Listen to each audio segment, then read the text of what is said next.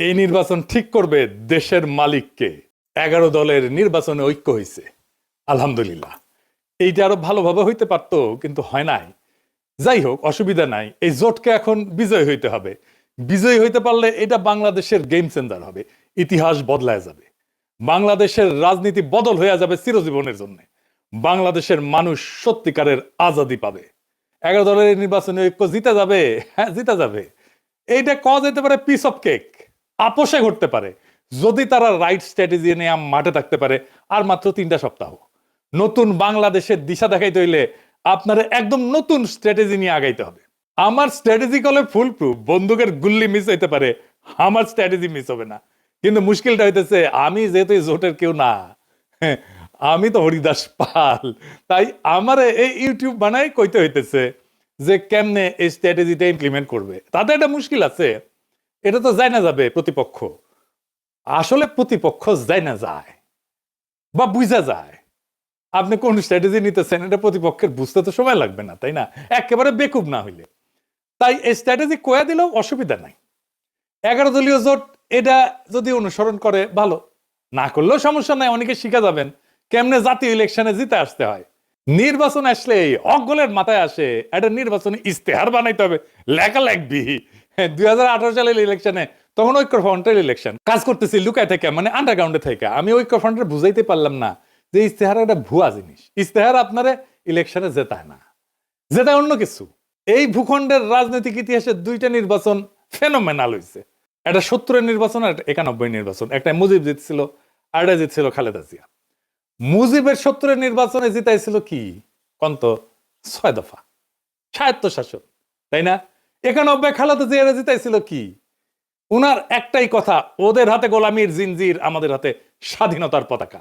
এই কথাটা, এই যে 6 দফা আর স্বাধীনতার পতাকা, এটা কি নির্বাচনী ইস্তেহারে লেখা ছিল? না, লেখা ছিল না। তাহলে এটা কি যা এত সিম্পল, এত ছোট, অথচ এত পাওয়ারফুল? কি এটা? এটা হইতেছে স্ট্র্যাটেজিক ডক্ট্রিন। নতুন কথা মনে হইতেছে, আগামী নির্বাচনে 11 দলের স্ট্র্যাটেজিক ডক্ট্রিন লাগবে একটা, যদি জিততে চায়। আজকাল আলাপ সেই স্ট্র্যাটেজিক ডক্ট্রিন নিয়ে আসেন। আগে বুঝে নিই কেন স্ট্র্যাটেজিক ডক্ট্রিন ইস্তেহারের চাইতে অনেক বেশি গুরুত্বপূর্ণ। আর স্ট্র্যাটেজিক ডক্ট্রিন আসলে কি, এর হাতি না ঘোড়া? আসেন আল্লাহর নামে শুরু করি।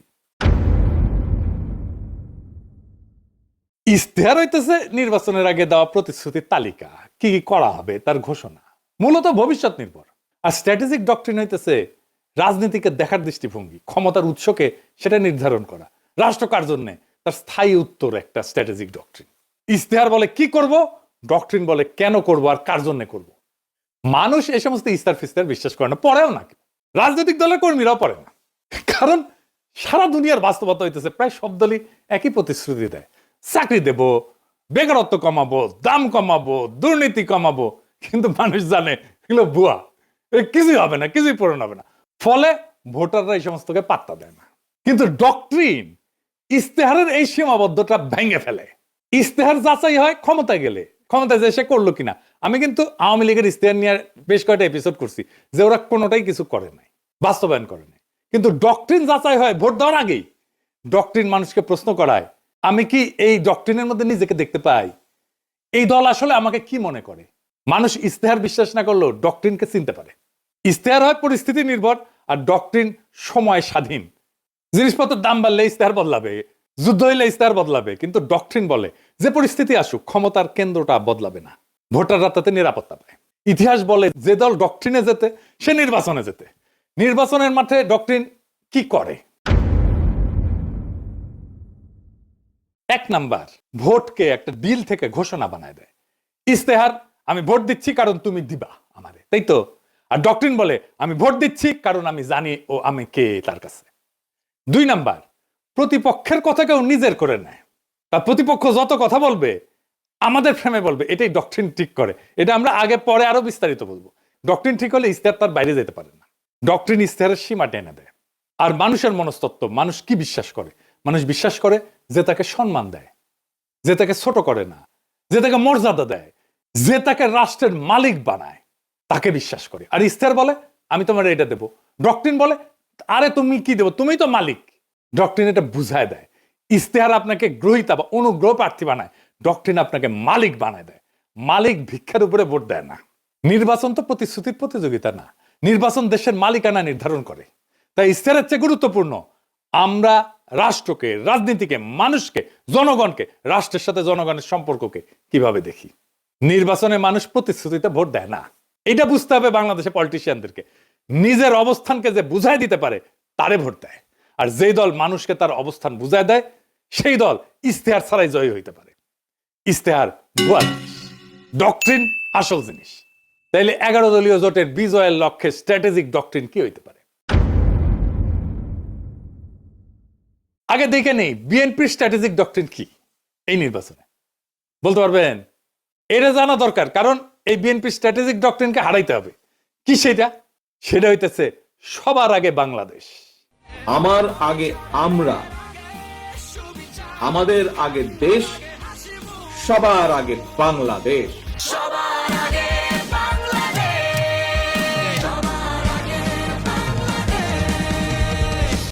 দেখেছেন উনারা সচেতন ভাবে করছেন কিনা এটা উনারাই বলতে পারবেন। তবে এইটা একটা plain and pure strategic doctrine বিএনপির। সবার আগে বাংলাদেশ এটা কেবল স্লোগান না, এটা একটা ডক্ট্রিনাল স্টেটমেন্ট। এইটাই ক্ষমতার উৎস নির্ধারণ করে। তাহলে এই ডক্ট্রিনাল স্টেটমেন্টের সমস্যা বের করতে হবে। সমস্যাটা কি? স্লোগানের সমস্যা বের করতে পারলে এইটারে ফাইট করা সহজ, আর এইটারে ফাইট করতে পারলে বিএনপি পুরা ক্যাম্পেইন কোলাপস করবে। আসেন এটা দেখে নিই, আমরা বিস্তারিত খুঁটায় খুঁটায় দেখব, তাইলে বুঝবেন এই সরল কথার মধ্যে কি গরল লুকায় আছে। গরল মানে জানেন তো, বিষ বিষ বিষ। তো দানের শীষের এই ডক্ট্রিনে কি বিষ লুকে আছে সেটা আমরা খুঁজে দেখি। সবার আগে বাংলাদেশ মানে বাংলাদেশ নামে একটা বিমূর্ত সত্তা আছে, সেই সত্তার যে স্বার্থ সেটা জনগণের উপরেও প্রাধান্য পাইতে পারে। অর্থাৎ জনগণ আগে না, রাষ্ট্র আগে। এটা একটা স্পষ্ট স্টেট ফার্স্ট ডক্ট্রিন। এটা শাসনের বৈধতা তৈরি করে। এই স্লোগান দিয়ে বলা হয় দেশের স্বার্থে সব কাজ করা হবে, ফলে অধিকার সীমিত করা, মত প্রকাশ দমন করা, কঠোর সিদ্ধান্ত নেওয়া, দমন পীড়ন করা সবই নৈতিকভাবে বৈধ হয়ে যায়। হাসিনার মতো। হাসিনাও এই একই ধরনের ডক্ট্রিনে বিলিভ করতো, বিশ্বাস করত। এটারে বলা হয় ইংরেজিতে ইনস্ট্রুমেন্টাল লেজিটিমেসি ডক্ট্রিন, মানে উদ্দেশ্যের নামে পদ্ধতির বৈধতা। মানে উদ্দেশ্য হইতেছে আগে রাষ্ট্র, সবার আগে বাংলাদেশ। সেই জন্য ওই সবার আগে বাংলাদেশকে রাখার জন্য যা যা পদ্ধতি আমি অ্যাপ্লাই করব সব বৈধ, সব সহি। এইটা জনগণকে সাবজেক্ট না অবজেক্ট বানায়, মানে জনগণের মালিক থাকে না, শাসিত হওয়ার বস্তু বানায় ফেলে। এই ফ্রেমে দেশ উপরে, জনগণ নিচে। জনগণ দেশকে সেবা দিবে, সেবা। জনগণ এখানে রাষ্ট্রের মালিক না, রাষ্ট্রের উপকরণ। এইটাকে প্যাটার্নালিস্টিক ডক্ট্রিনও বলা যায়, মানে অভিভাবক সুলভ শাসন ডক্ট্রিন বা অভিভাবকত্ববাদী রাষ্ট্রনীতি। এটা মানে কি?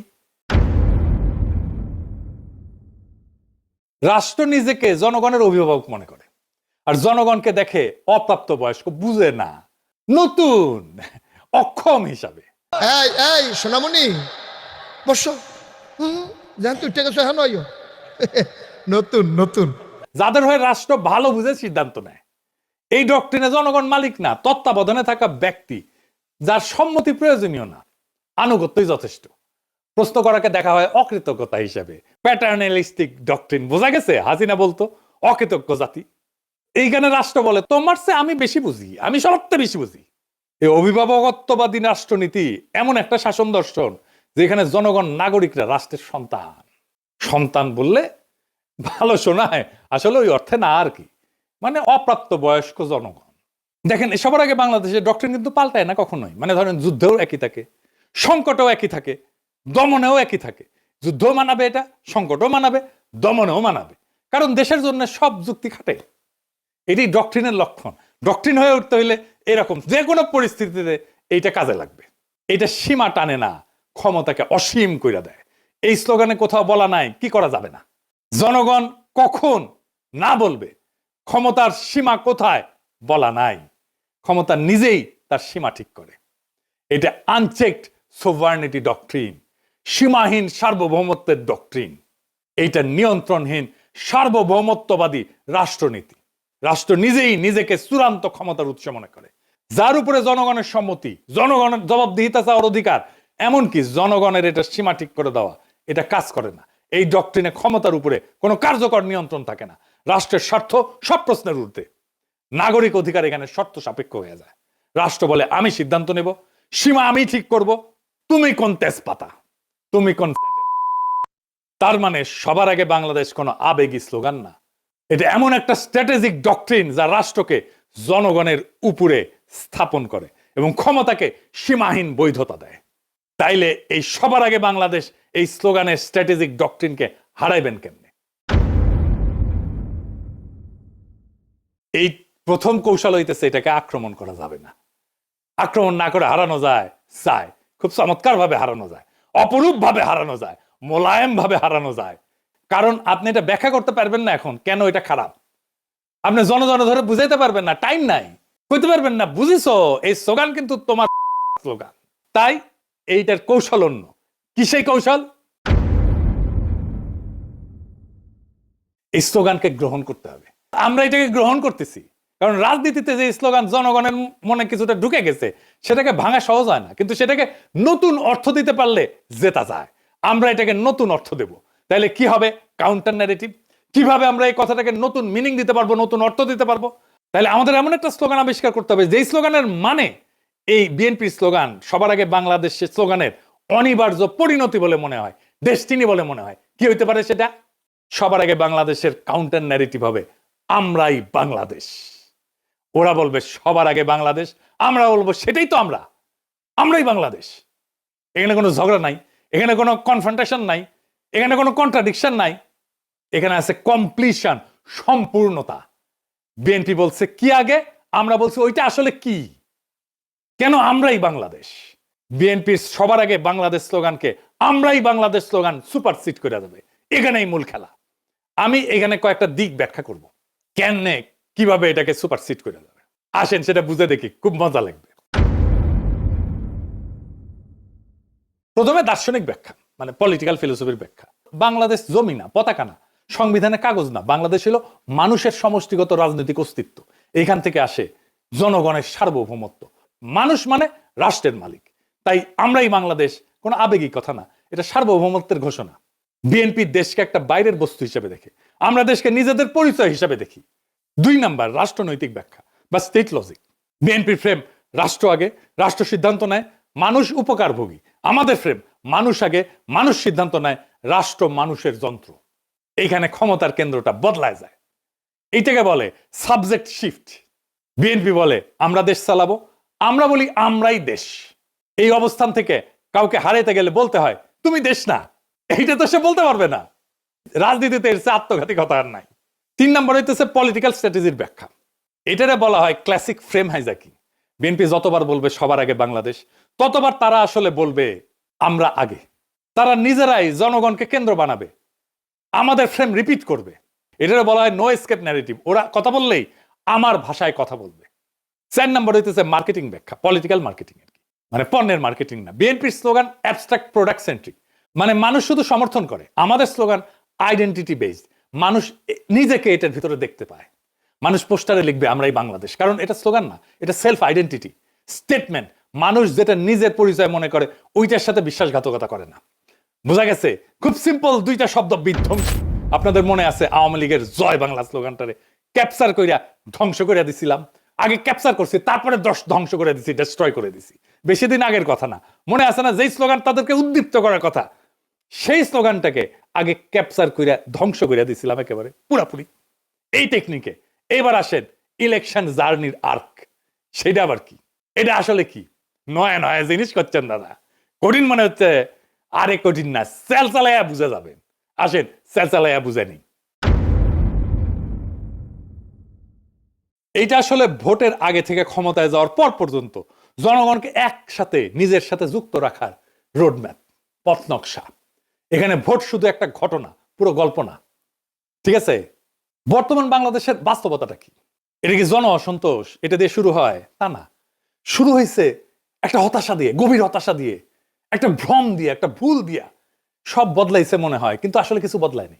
আগের বন্দোবস্ত, আগের রাষ্ট্রযন্ত্র, আগের ক্ষমতার ভাষা, আগের নিয়ন্ত্রণ সব ঠিক আছে, শুধু মুখ বদলাইছে, দল বদলাইছে। মানুষ স্পষ্ট দেখতেছে বিএনপি ধীরে ধীরে আওয়ামী লীগের আগের জায়গাগুলো নিচ্ছে। কাঠামো ভাঙতেছে না, দখল বদলাচ্ছে। সবচেয়ে গুরুত্বপূর্ণ বাস্তবতা হইতেছে তারেক রহমান তো নির্বাচিত প্রাইম মিনিস্টার না, কিন্তু তিনি ডিফ্যাক্টো দেশের প্রধান সিদ্ধান্ত কেন্দ্র। এখানে মানুষ বুঝে যায় সমস্যা ব্যক্তি না, সমস্যা হচ্ছে একই রাষ্ট্র একইভাবে চলে। এই উপলব্ধিটাই ইলেকশন জার্নির প্রকৃত শুরু। নির্বাচন শেষ না, নির্বাচন দিয়ে নাগরিক তার মালিকানা দখল করবে। এখানে ইলেকশন জার্নির আর্ক পূর্ণতা পায়। স্লোগান থেকে যাত্রা, এর প্রথম ফেজে কি হবে? পরিচয়কে জাগরিত করা। আমরাই বাংলাদেশ, এটা আমাদের পরিস্থিতিকে জাগ্রত করবে। এই পর্যায়ে প্রতিশ্রুতি কম, দর্শন বেশি। এর লক্ষ্য কি? মানুষ ভোটার না, মানুষকে বলা আপনি একটা পলিটিক্যাল এন্টিটি, রাজনৈতিক সত্তা। 2 নাম্বার ফেজে কি? নৈতিক প্রশ্ন, মরাল কোশ্চেনিং। এইখানে প্রশ্ন উঠবে, আমরাই যদি বাংলাদেশ হই তাহলে এত অন্যায় কেন, এত অবিচার কেন, এত বেইনসাফি কেন? এখান থেকে আসবে ইনসাফের প্রশ্ন। ইনসাফ মানে ভিক্ষা না, দয়া না, অধিকার ফেরত নেওয়া। মানুষ তখন বোঝে অন্যায়টা তো তাহলে আমার বিরুদ্ধে, বেইনসাফি তো আমার বিরুদ্ধে।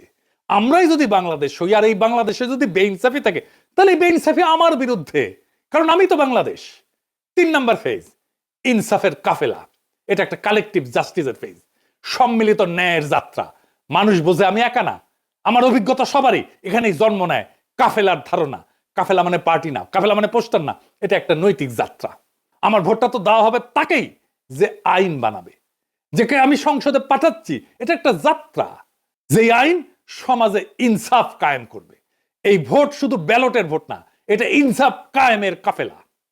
4 নাম্বার ফেজ, আজাদির দোরগোড়ায় পৌঁছানো।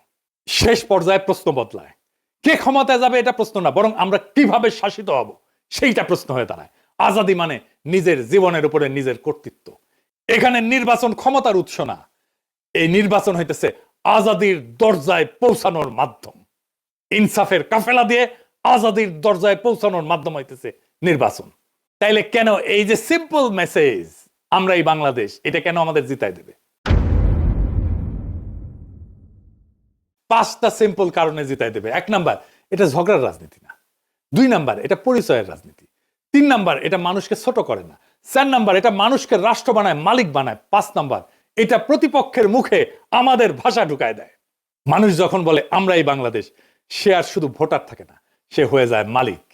আর মালিক কখনো ভুল জায়গায় দাঁড়ায় না। এই নির্বাচন সরকার বদলেন না, এই নির্বাচন ঠিক করবে দেশের মালিককে। ওরা বলে সবার আগে বাংলাদেশ, আমরা বলি আমরাই বাংলাদেশ। যেদিন মানুষ এটা বুঝে যাবে, সেদিন আর কাউকে জিততে হবে না। নির্বাচন নিজেই নিজের ফল ঘোষণা করবে। সেই দিনের অপেক্ষায় আমরা থাকব 12ই ফেব্রুয়ারিতে। ইনকিলাব জিন্দাবাদ। আমরা কি চাই? আপনি কি চান? আমি কি চাই? বাংলা কি চায়? মাটির কি চায়? শহীদ কি চায়? আমরা কি চাই? বাংলা কি চায়? 24 কি চায়? জুলাই কি চায়? আমরা কি চাই? ইনকিলাব কি চায়? বিপ্লব কি চায়? জনগণ কি চায়? মাটি কি চায়? বাংলা কি চায়?